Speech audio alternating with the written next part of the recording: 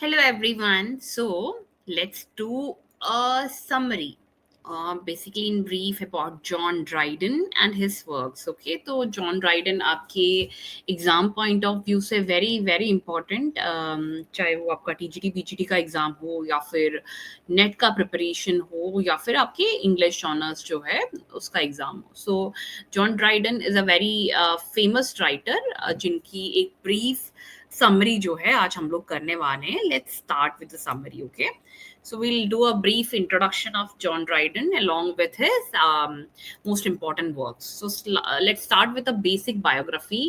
ये जो है इनका जो जन्म हुआ है अगस्त 9 1631 नॉर्थहैम्पटन शायर में हुआ है इंग्लैंड में. ही डाइड इन 1700 मई 12 को इन लंदन ओनली इंग्लैंड में. By profession, he is a poet, dramatist, critic and a translator. Literary period की बात करें तो ये सबसे फेमस जो राइटर है वो जाने जाते हैं रिस्टोरेशन एज के. और इस एज को जो है रिस्टोरेशन एज या फिर रिस्टोरेशन पीरियड जो है इसको एज ऑफ ड्राइडन के नाम से भी जाना जाता है. You know that much famous works he has written.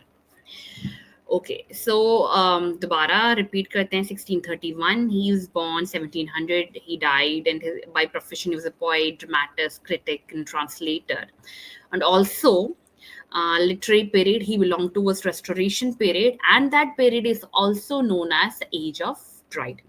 Okay, so जो जॉन ड्राइडन है वो फेमस है अपने सटायर के लिए, हीरोइक ड्रामा के लिए, लिटरेरी क्रिटिसिज्म के लिए और वर्स ट्रांसलेशन के लिए.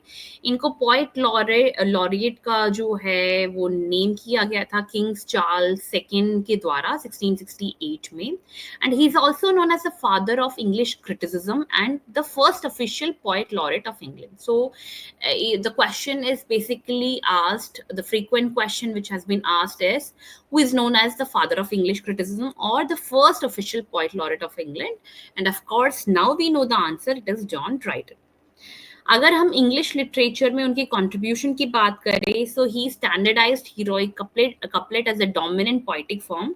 हीरोइक कपलेट यूज जरूर किया जाता था लेकिन डोमिनेंट इतना ज्यादा सुपीरियर या फिर बिल्कुल ऊपरी दर्जे में नहीं रखा जाता था. But he standardised heroic couplet. ठीक है. And he also popularize neo classical ideals. जो नियो क्लासिक आइडियाज थे, चाहे वो ऑर्डर हो, चाहे रीजन हो या फिर सर्टन डेकोरम फॉलो करना हो, इस चीज को उन्होंने काफी इंपॉर्टेंस दी है. ओके, और अगर आगे की बात करें तो लिटरेरी क्रिटिसिज्म को जो है एनालिटिकल एंड मेथोडिकल तरीके से जो है उन्होंने एनालाइज किया है. और also he translated classical authors like Virgil and Homer. Virgil जो हमारे क्लासिकल ऑथर्स है उनको ट्रांसलेट भी किया है. किसने? जॉन ड्राइडन ने. ओके, तो फेमस वर्क की बात करें तो the first and the most important one is Absalom and Achitophel, which was published in 1681. Genre की अगर बात करें तो it is a political satire. Background जो है biblical allegory है और इसमें जो main characters है जैसे कि नाम से ही पहचान जाए, एक है Absalom, एक है Achitophel. और Absalom जो है वो ड्यूक है मॉनमाउथ. मॉनमाउथ का जो ड्यूक है वो है चार्ल्स टू का जो इलिजिटिमेट सन है, दैट इज योर एब्सलम. ठीक है, who is the Duke of Monmouth.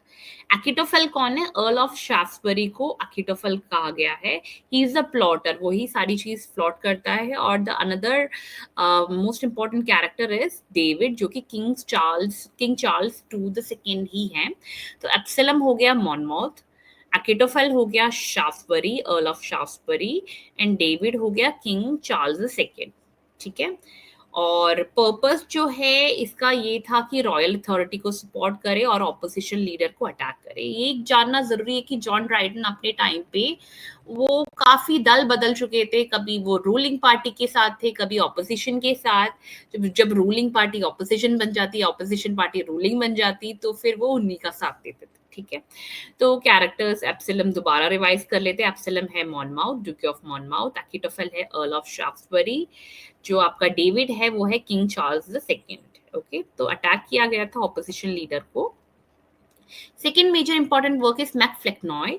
मैकफ्लेक्नॉय जो है वो मॉक हीरोइक सटायर है, जो कि थॉमस शैडवेल, जो कि ड्राइडन के राइवल थे, जब लिखने की लिटरेरी राइवल थे। और प्लॉट अगर बात करें तो जो फ्लेक्नॉय है वो बहुत ही बैड पॉइंट होते हैं। वो अपने सन को भी क्राउन करते हैं किंग ऑफ नॉनसेंस। यही सारी चीजें जो हैं मैकफ्लेक्नॉय का जो है थीम है या प्लॉट है। अब इसका पर्पस क्या था? शैडवेल को बिल्कुल नीचा दिखाना, रिडिक्यूल करना और बिल्कुल मीडियोकर दिखाना, ठीक है। तो मैकफ्लेक्नॉय लिखा गया है थॉमस शैडवेल को टारगेट करने के लिए। ओके, ये लिखा गया 1682 में, which was a mock heroic satire. An essay of dramatic Poaceae.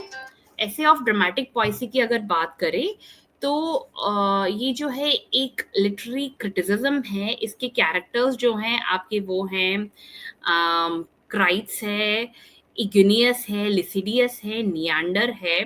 तो नियांडर जो है खुद ही ड्राइडन का वॉइस ही है नियांडर। और थीम अगर बात करें तो एक डिबेट चल रहा है कि एंशियंट ड्रामा अच्छा है या फिर मॉडर्न ड्रामा अच्छा है, फ्रेंच अच्छा है या फिर इंग्लिश अच्छा है। और लास्ट में किसको डिफेंड करते हैं? वो शेक्सपियर को डिफेंड करते हैं और इंग्लिश ड्रामा को, ठीक है। तो ऐसे ऑफ ड्रामेटिक पॉइसी जरूर याद रखेंगे, जो कि 1668 में पब्लिश्ड है।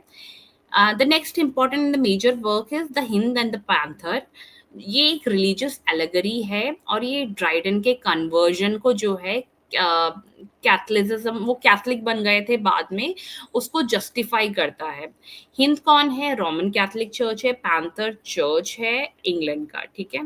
तो hind and panther was written in 1687। So ये कैसे उन्होंने, क्यों वो बदले उनको जो है, he was justifying, okay.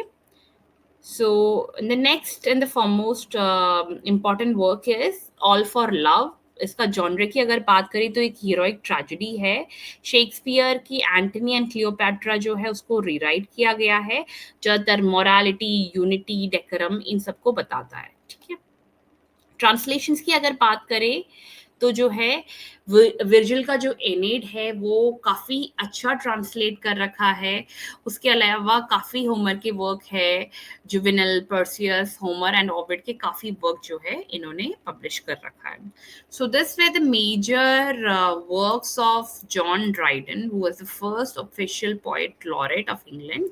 And also I'll come with the most important MCQs, which is always repeated in an exams, in the next session. So have a great day and take care. Revise all the major points which I have given to you.